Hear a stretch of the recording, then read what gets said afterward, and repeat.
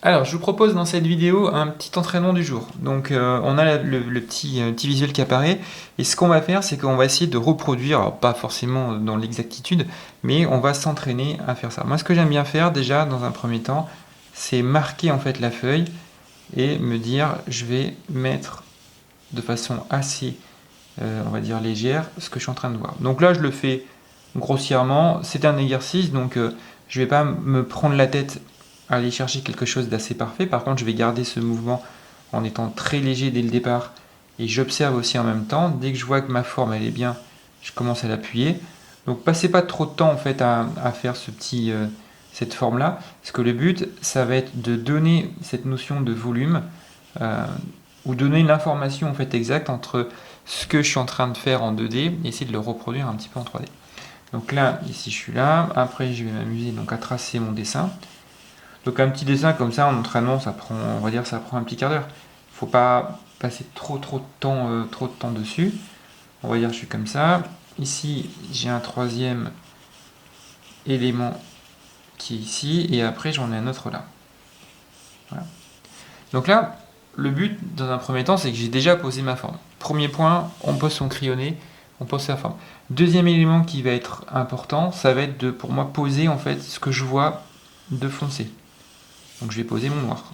Je pose mon noir ici. Où est-ce que j'en ai? J'en ai un petit peu là, mais bon, pour l'instant, non, il est un petit peu subtil. On va dire, j'en ai un peu ici. Ici, je pars du principe que c'est un peu plus foncé, donc ce que je peux faire, c'est que soit je le marque un petit peu pour comprendre que c'est un peu foncé et tout de suite me rendre compte de ce que je suis en train de faire. Et ensuite, on va mettre un troisième ici. Voilà. Parce que par définition, ça c'est en haut et ça c'est en bas. Et dans mon dessin, la lumière en fait arrive ici. Et, voilà. Et d'ailleurs, ce que j'aurais pu faire aussi, c'est avoir un trait fort ici et jouer sur un contraste de trait plus léger ici pour montrer que la lumière arrive. Mais bon, c'est pas forcément très grave. Moi, j'évite en plus de gommer parce que sur des exercices comme ça, c'est pas forcément ça ce que je veux montrer. Ce que je veux juste vous montrer, je vais tracer la ligne de façon exagérée, c'est montrer que ici en fait, ça tourne.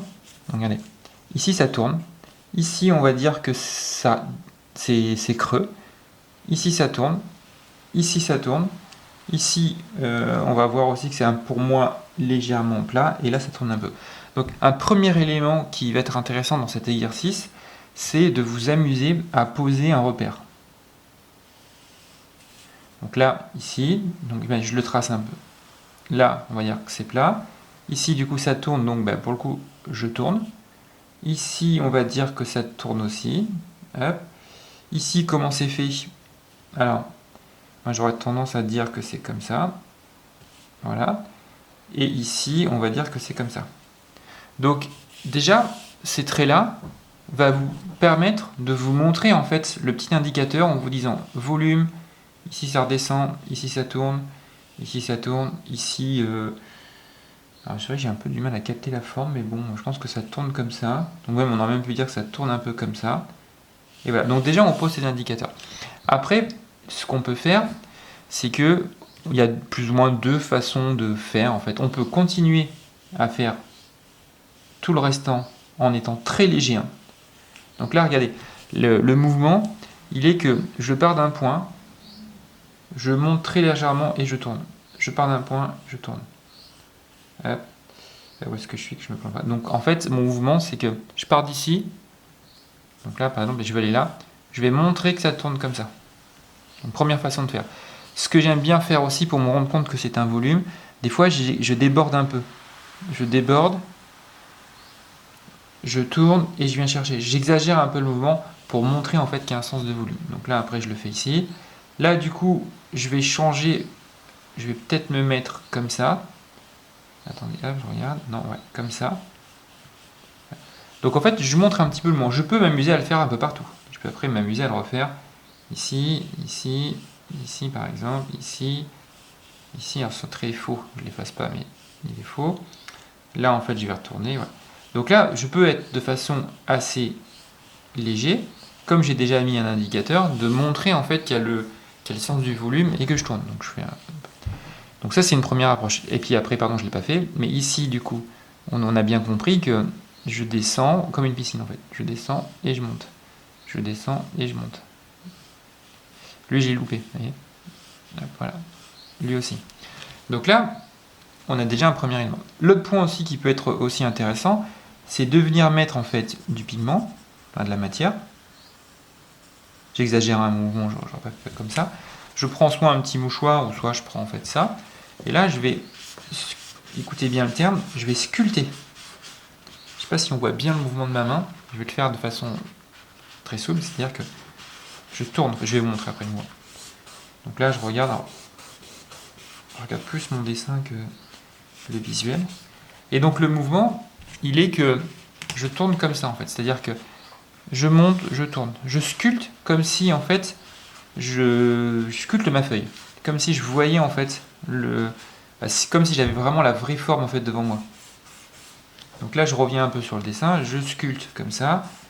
Et puis après, je suis là en fait, je vais doucement. Ici, je vais faire un effet de balancier en fait. C'est-à-dire que là je vais mettre de la matière et en plus on voit que c'est légèrement noir. Je mets un petit peu. Et là, je vais... Alors, soit je peux incliner ma feuille, par exemple. Et regardez. Alors, j'exagère, je fais comme ça, en fait. Je monte et je descends. Je fais vraiment un petit coup comme ça. C'est pas mal, ça. Donc là, en plus, alors là, je sors un peu du dessin.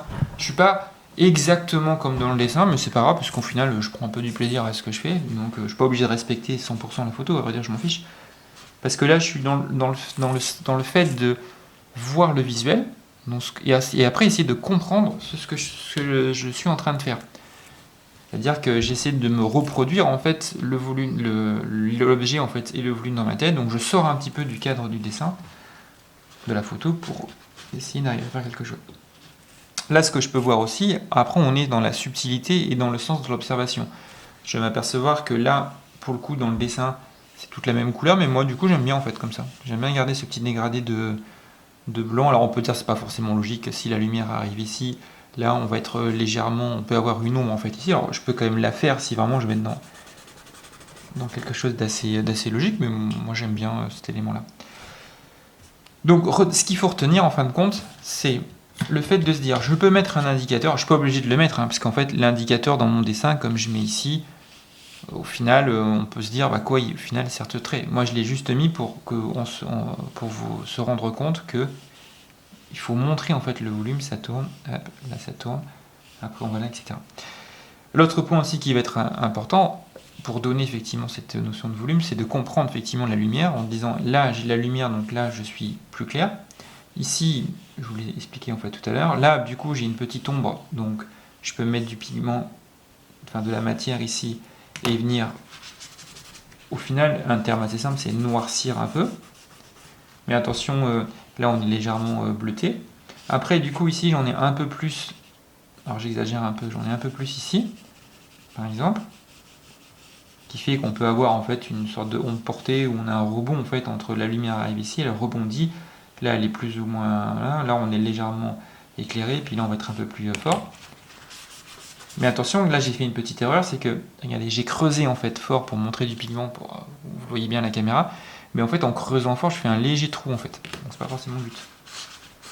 Et là, je vais tourner comme si je sculptais en fait. Donc j'exagère le mouvement, pour que vous puissiez bien le voir. Voilà, je sculpte. Ici, du coup, je vais en mettre un peu plus. Donc ce que je vais faire, c'est la même technique. Je vais mettre du noir. Alors je peux retravailler après ma pièce. Parce que là, je vois que c'est pas forcément parfait. Voilà, là, à un moment donné, je peux commencer à le retravailler. En gardant toujours cette nuance de trait. Là, si je vois que c'est blanc, du coup, je vais faire un trait très léger. Je vais pas dégager un petit truc. Et puis après, je peux mettre ici un peu plus de matière. Alors moi, ce que je fais aussi des fois, quand j'évite de trop creuser, c'est que je vais chercher de la matière là-dessus. J'en mets plein. Et puis après, en fait, voilà. Je viens chercher un peu plus profond. J'en mets plein. Et j'ai pas fait celle du bas. Alors celle du bas, on va dire qu'elle est un petit peu plus... qu'elle est un peu plus foncée. Donc ce qu'il faut retenir dans cet exercice, ce que je vous propose, essayez de faire un peu la même chose avec ce dessin-là, ou alors, si c'est un peu complexe, entraînez-vous à faire peut-être un truc un peu plus simple. Vous allez faire deux barres en fait parallèles. Donc là, on a quelque chose de plat. Et on va se dire comment je peux effectivement donner du volume. Deux approches. Soit effectivement, on va noircir ici et on va venir estomper en gardant quand même toujours ici peut-être un espace blanc en fait, parce que le blanc va retravailler aussi le volume, va montrer que ça fait du volume. Voilà, et je sculpte. Ce qu'il faut retenir, c'est ce mouvement de pouvoir sculpter. Une première approche de le faire comme ça, ou deuxième approche qui est à mon avis intéressant, surtout au départ en fait pour se rendre compte en fait du volume, même si ça va dénaturer un peu, ça peut dénaturer un peu votre dessin, mais apporter une notion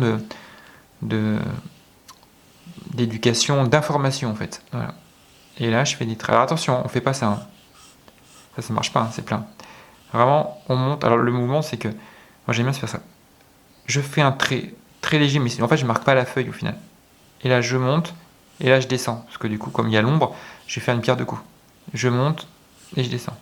Je monte et je descends. Voilà, et c'est ce qui va donner le volume. Donc écoutez, essayez de vous entraîner en fait là-dessus. N'hésitez pas à aller voir ma chaîne YouTube en fait où je propose effectivement pas mal de vidéos dans ce style-là. Il y a une formation en ligne aussi qui est disponible pour pouvoir effectivement, si vous souhaitez vous perfectionner. Et je propose aussi un peu de coaching en ligne si jamais vous voulez aller plus loin dans ce style de dessin-là. Allez, bon courage à vous!